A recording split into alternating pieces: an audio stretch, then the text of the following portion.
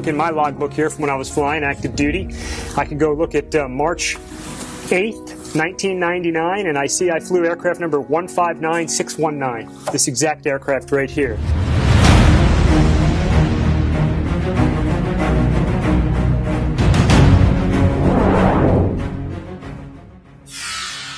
It was a very dark night out in the middle of the ocean, and no horizon that you can see, so you have to rely on your instruments. We were a wingman, so we were flying in formation, but as you come back for a night trap aboard a ship, they stack you up behind the ship, and one comes down at a time, about one every minute. We had gone over into our stack, and we were just waiting for our turn to come down the chute, as we call it, and land on the carrier, and the whole jet shook violently, like, and went completely black. It was a total electrical failure. The jet's still flying, the engines are still running. We have steam gauges, we call them, some of these things right here that do AOA and pressure to tell us our airspeed. But we had no electronics, nothing that we really need to land aboard the carrier as a solo. So we had to think quickly. Couldn't talk on the radio, had no radios. So we went and found our wingman. We knew where he was. We could still see him flashing, but he didn't know that we were Nordo, and we had no electricity. We were completely black, no lights. These are strip lightings that we would use for flying at night up real close, but none of our lights, none of our collision lights, none of our position lights were working. So we got our flashlights out. We flew near him because we could see him and showed him our flashlights till we were confident that he could see him and we could approach closer. And so we flew formation on him. The Penguin did an absolutely outstanding job. We had our flashlights on. We could see our instruments. We flew formation all the way down the chute, so you're looking at an aircraft right next to you while you're flying down. And then right about 10, 15 seconds before landing, black night, no horizon, they flash their lights in the lead aircraft, they pull away, and you transition to the aircraft carrier. You got some rabbit lights, you got a meatball that tells us what angle we're coming in to land, and about the time that I'm telling this story, we trapped aboard the carrier safely. Wingman was up ahead in case we boltered, as we call it. We missed a wire, we took off again, we could fly formation on him again. But we trapped, and I tell you, that's the most adrenaline I've had in my life. I didn't sleep well that night, you know, your body's shaking a little bit. But she brought us home.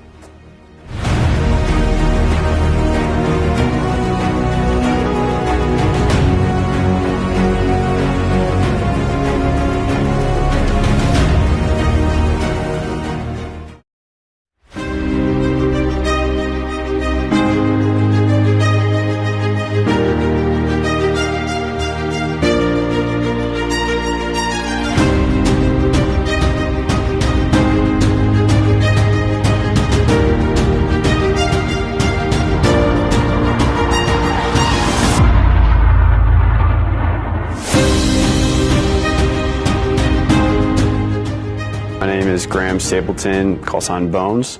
My grandfather was a pilot in World War II. My father was a naval aviator. My grandfather on my dad's side was an air crewman in a B-17 in the Korean War. So the military is a little bit of a family deal. Top Gun was born from an unacceptable kill-to-loss ratio in the Vietnam War. We had a kill-to-loss ratio of 2-to-1, meaning that for every 2 kills that we scored, one of our own friendly aircraft was shot down. When the first graduates came back to the Vietnam War, that kill-to-loss ratio went from 2-to-1 up to 12-to-1, and it helped turn the tide in the air wars. I think Hollywood has done a number on what people think that Top Gun is all about. I think everybody here is very invested in teaching to make sure that we can win in combat. To me, that is the most important thing, that all of the instructors that I work with, they are less concerned with the glam and everything and more concerned with how can I be the best teacher that I can to ensure that this person that I'm training for 13 weeks, I have 13 weeks of time to train them. How can I make them as lethal as possible so that they can win in combat when the time comes? That is what having the patch means to me, is that you are a gifted instructor and you can teach people that come through these halls so that they can be a force multiplier when they go back to the fleet. So we're teaching the teachers who then go out, teach everybody how to be better at tactically executing aerial combat or air-to-surface employments. By creating somebody who is very talented and who also can teach very well, that person can then leave the course after having learned all that information and go out and teach other people and make the entire fleet better. So you never know who's going to be called upon to take that shot. You need people that are focused on warfighting and teaching everyone so that the entire level of the fleet gets raised so that we can win.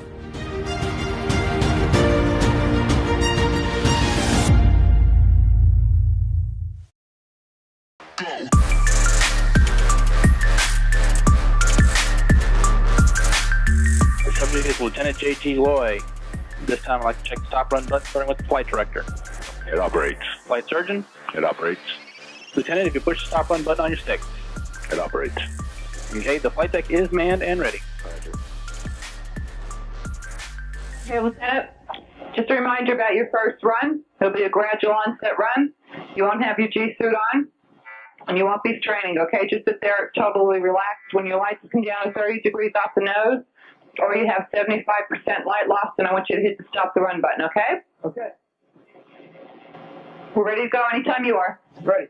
Okay, this is going to be 5.5 Gs for 30 seconds. Run will begin on my mark.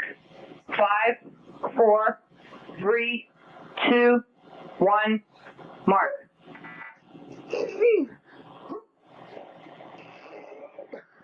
Okay, hold it for 3 seconds. 1, 2, 3. Okay, you're on top. Look off, look for some light loss. Try to hold that air in.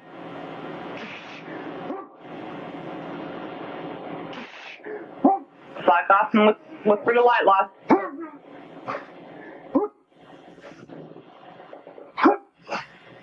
Okay, relax, you're down. Okay, it's 7.5 to 15 seconds. Run will begin on my mark. 5, 4, 3, 2, 1. Exchange. 1, 2, 3. Change. Looking good.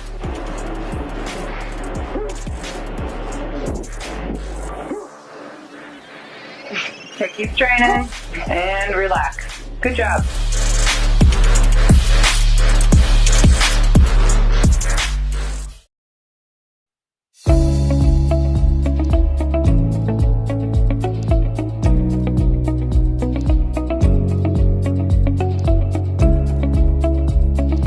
I'm going to talk to you about some of the patches on my flight jacket. Very personal thing, personalized by squadron, personalized by individual. Our squadron had a very specific patch that we used on our left side here. It's a Tomcat with the stars in there, multicolored. Had our squadron VF213 and had Tomcat underneath the patch with the traditional Tomcat there.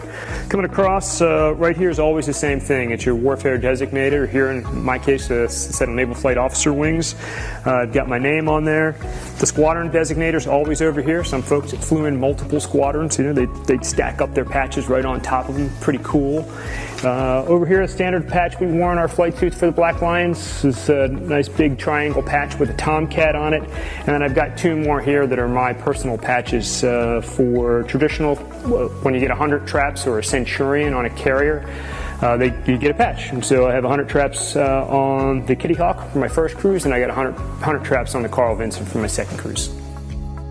All right, so you see them talking in the movies with their mask off. It's not going to work. So you're looking at a mask that I flew for all my flight hours I used. It's got a microphone right on the inside as oxygen comes through the tube. It's connected to the jet. Also has the electronics for communicating through there. So if this thing's just hanging out, it's very loud in the Tomcat, it wouldn't work. So if you did have it hanging off on one side, you'd just push it up with your elbow, stick it over your face, make your radio call, and then let it hang back down. Little B-roll action while I'm talking here. So this is nice big cutout here for visibility. So if you're looking for somebody, you're looking out, you get very good visibility everywhere on here. You know, like I said, if it gets sunny, you put it down. If it's not, you can put it up. All right, after a great flight dogfighting, tearing into somebody, training, flying fast, pulling G's, having a great time, you get back to the paraloft, you got to get everything off.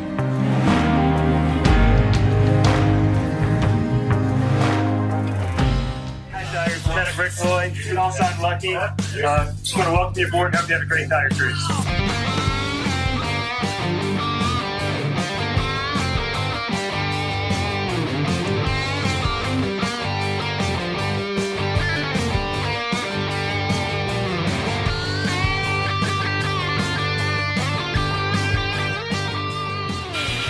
Go black hot.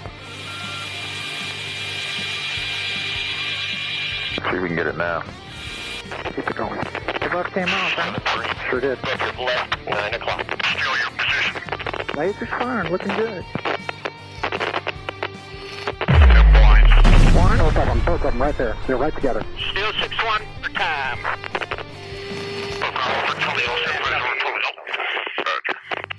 Woo, baby!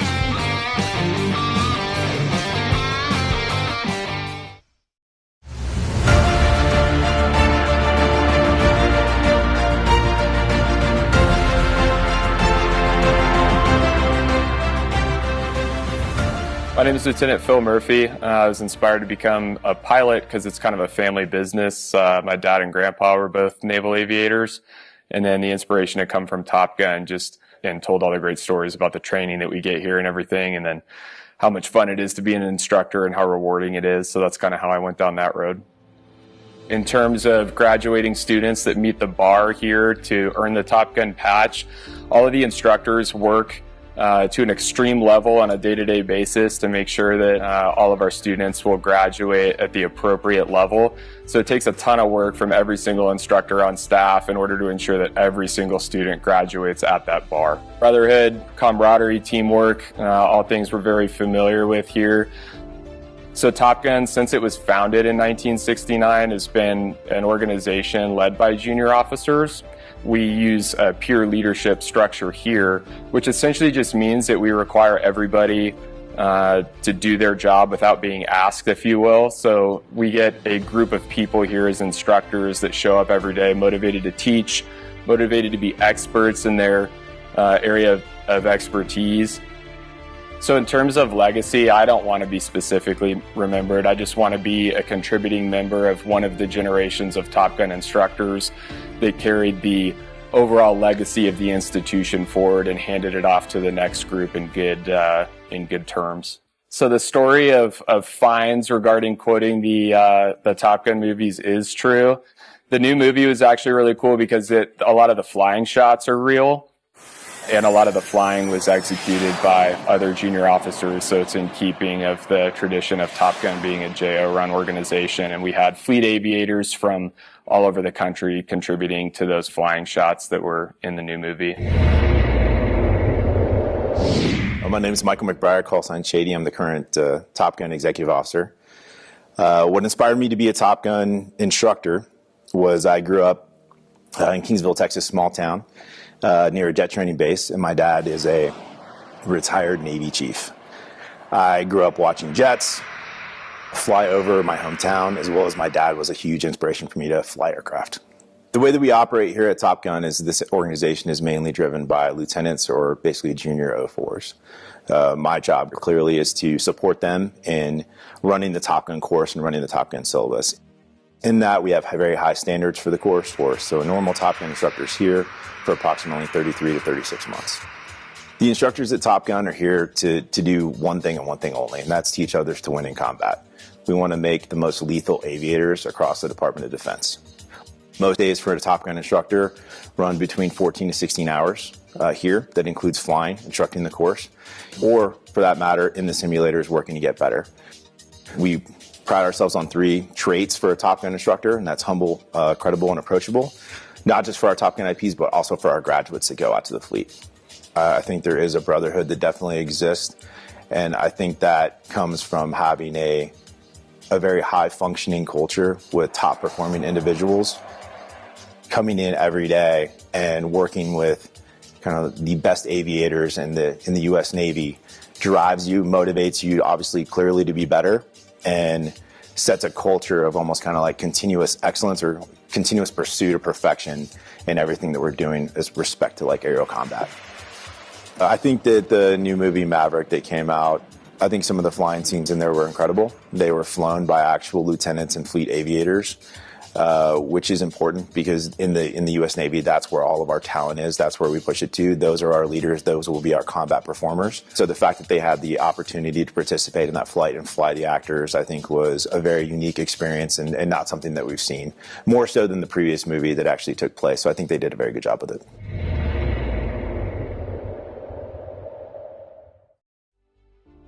Something that some folks don't often acknowledge or talk about is the tremendous sacrifice, the strain on families, on the sailors, the men and women that deploy to serve as serving in the military of the United States. It varies across all of the services, and for the Navy, from my perspective, it was very challenging.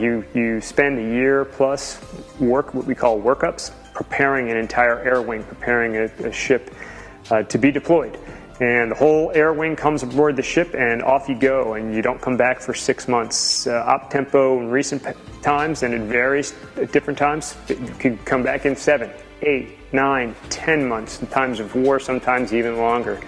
And that can create a tremendous strain on families. Without a network, without a support structure from Americans like yourself, that can write letters, send care packages, just let the warriors that are out there sacrificing for the freedom of the United States, let them know you're there for them and you care about them, and that means everything. My name is Jamie Jameson, and I'm the museum manager at the Florida Air Museum. So I grew up, I'm a military brat. My dad was in the Navy, so some of my earliest memories are watching movies like Top Gun and going, oh, there's Dad. There's Dad. Every character was Dad. And then going out to the runways at North Island in San Diego and watching the aircraft take off and land and waving at the pilots. So the sound of the aircraft, even it's kind of funny, the smell of the oil, all of that brings back memories of my childhood and just makes it feel like home when I'm here. I've been with the Florida Air Museum for about 3 years. I started in September of 2017. The museum itself is made up of a collection of assets. They're either artifacts that belong to people or individuals, but really help to tell the story of aviation in the state of Florida. I love having student groups in here. We talk about a pilot named Ruth Elder, and she was a female pilot from Lakeland that tried to make the first transatlantic crossing before even Amelia Earhart does. So it's really fascinating to kind of weave into those stories that aren't really well known, but that emphasize the role of aviation in the state of Florida. So my favorite plane on property, oh, that's like asking who my favorite child is, but my favorite plane that I kind of come to time and time again is Loving's Love.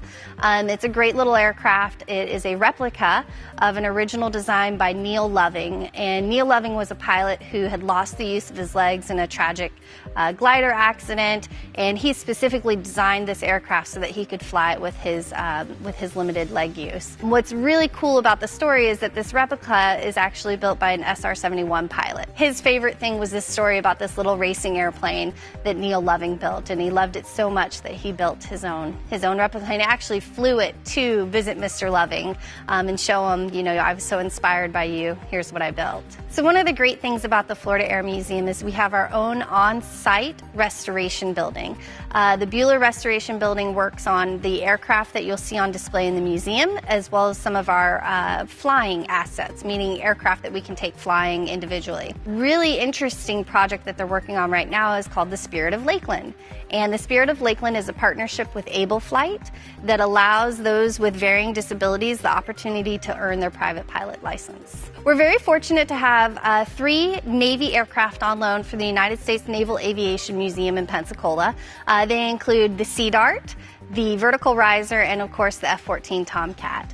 And the F-14 Tomcat, when it was retired, it flew down here to Lakeland, landed at our little airport here in Lakeland, and they taxied it over to where it is on display currently at the moment. An interesting event happened. The National Naval Heritage Command said, hey, we need to come inspect the aircraft. And I said, okay. So I got everything ready, and I was ready for this big inspection, and they come and they do it, and they said, okay, well, we've done the inspection. You'll be happy to know that it's not radioactive. And I said, oh, I didn't know that that was something I needed to be worried about. But then, when I stopped and considered the career of this aircraft, what types of carriers it might have been, the emergence of the nuclear forward deployed aircraft carriers, that sort of thing at the time, I said, Yeah, I guess that's something that I'm really glad they came and investigated on. One of my favorite things about the museum is our interaction with our youth audience. The best thing about museums is when you have a generational conversation.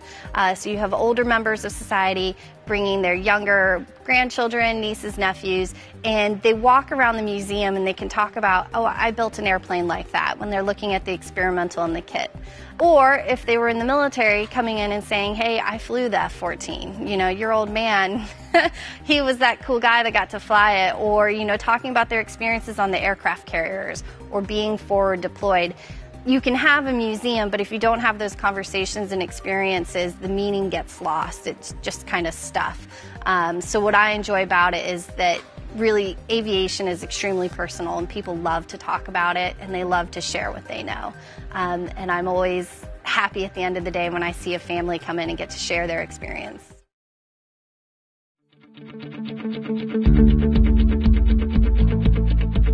One of the nicknames they gave the Tomcat over the years was the turkey. Because it's got these big wings, swings out, it kind of looks like a turkey flying down low. So if the Tomcat's a turkey, as is affectionately known, usually it's turkey feathers. So this is the exhaust section of the engine, and this exhaust area can close and open as a function of whatever the throttle setting is. So when you're subsonic and you don't have the afterburners going, these things will be closed up in a nice tight circle here to continue to accelerate that airflow outside of the back end here. And this whole big section back here in the engine that you're looking at, you know, from here halfway forward there is an afterburning section, pretty much throwing raw fuel into the back end, lighting it off, call it the afterburner or the blower, or light the cans as we like to say.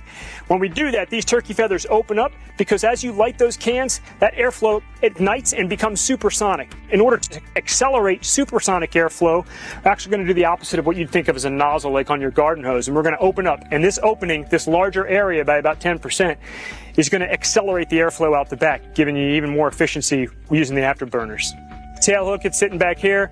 This is what stops you every time. Got a tail hook right here. This guy sits up when you're flying around, but you'd put it down. You know, right now they've got it wired up for safety, but it would come all the way down. It's held down by some snubber pressure, and it's what grabs the wire when you're landing on the carrier.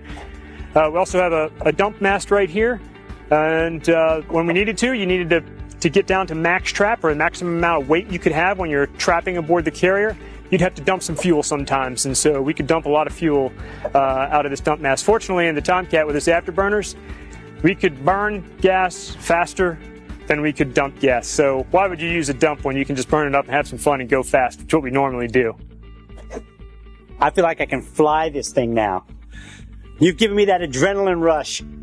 It's a beautiful bird, and it's amazing that coming back and standing next to one after so many years. It just brings back so many fond memories. I'm glad we could share them. My name is Ed Young. I'm the Executive Director of the Aerospace Center for Excellence. The Aerospace Center for Excellence is the 20-acre campus on the south end of the Lakeland Linder International Airport, which includes the Florida Air Museum, the Central Florida Aerospace Academy, the Tom Davis Educational Center, the Piedmont Laboratory, the Bueller Aviation Restoration Center, and a fully functional 727 classroom. The Florida Air Museum is dedicated to aviation in Florida. It's actually been declared by the state of Florida to be the official aviation museum and education center. We try to collect artifacts that are related to Florida history. The Bueller Restoration Center is directly across the street from the Florida Air Museum. In April of last year, we received a giant box with hundreds of parts in it, and we are now constructing an aircraft. And that aircraft is being specifically designed to help people with disabilities, particularly paraplegics and quadriplegics, learn how to fly. The program that we're using, Able Flight, has put wings on over 100 pilots so far that have disabilities. The great thing about the program is that when you're in the air, you are simply a pilot. You are not a paraplegic, you're not a quadriplegic, you're a pilot. And the avionics are mounted into this and then mounted to a TV bracket. So basically what you can do is come up with your wheelchair, position yourself, put yourself in the aircraft, and then pull the avionics panel back across to you. There's also a bar right here that it's not back from the metal shop, but there's a bar right here that controls the rudders. That way, if you don't have use of your legs, you can still control the airplane. And then there's a center bar that controls the ailerons. So everyone who works in the Florida Air Museum has a different specialty or different interest. As it happens, I'm an aviation historian, and I love the ones that are tied deeply to history, including the Baby Laird, which was built in 1913 by Matty Laird, who became one of the most innovative individuals in terms of the golden age of aviation. He hired a few people that aviation people are familiar with: Clyde Cessna, Lloyd Stearman, and Walter Beach. The International Council of Airshow Performers has their Hall of Fame here. There are airshow planes. In fact, there's an airshow plane right above me, the Red Baron. I do love the Baby Laird. Matty Laird was absolutely essential in terms of Kansas aviation. Kansas is actually considered the air capital of the world because so many of the aircraft are still produced there. 85% of all of the general aviation fleet are still produced in Kansas. Well, Matty Laird, he was crazy if you think about it. He took parts off of a bicycle. He took a glider wing that he had, he put them together, and at the time, in 1913, he was earning $300 per flight, which is about 10 grand a day just to fly that thing. Katherine Johnson borrowed his next version of that called the Bone Shaker, and she flew it in China and Japan and really convinced people in that part of the world that that was a legitimate way to travel. Air travel was going to be the next big thing. I do love that plane. I climb in it every time I get a chance. The other really super cool one, the Ford Flivver back there. So Ford really had this notion that they were going to create the Model T of airplanes, and they did a Ford reliability tour in 1926, 1927. They really thought that plane was gonna be parked in everybody's garage. The Pete and Pull, I love the Pete and Pull. So originally, when they built the Pete and Pulls, they used Model T engines, and the radiator would sit in front of you. So you had to land it by guess, by feel, by looking out the side of the plane because the engine was right directly in front of you. That plane flew in here, and all those awards that you see in front of that plane were awards that plane won because it was so cool. The design was so neat. And it was so true to the history. But that's a pretty amazing plane. The Florida Air Museum is a unique collection of specifically Florida items and then a little bit of militaria. So you have a chance to walk into the history of Florida, trace the roots of some great aviators from across the state, see some of the airplanes that really made a huge difference in terms of the development of aviation. The very first commercial flight, most people don't know, was a scheduled flight in Tampa Bay. It was a seaplane that flew from one side of the bay to the other. Florida has been incredibly important in terms of aviation because we have so many good days of the year to fly. The reason that the Space Center is here is because this is an awesome place for aviation type weather and aviation development. At the end of the day, he's used to going 750 plus miles per hour. And now we're going to take a little ride on your little SR-20.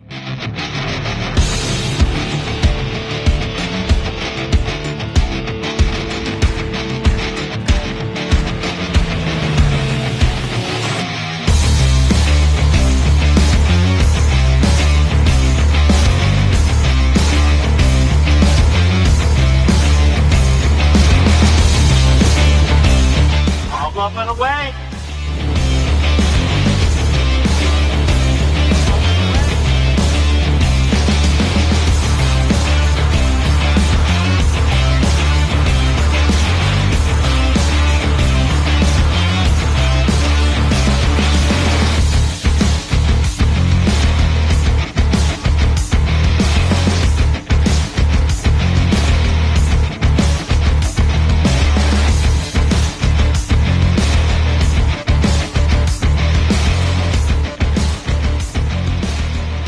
And the only reason I like riding, or I'm willing to ride, on a single-engine aircraft like Cirrus is because it has a parachute. Over 500 feet, right? Over 500 feet. See? I should be a pilot. He's ready to go. I'm qualified. You're qualified to make that thing happen if you had to. Lucky. We don't ever want to use that, though. That would be unlucky. I'd rather go in one of these, though. You're going to make that happen? We're going to try.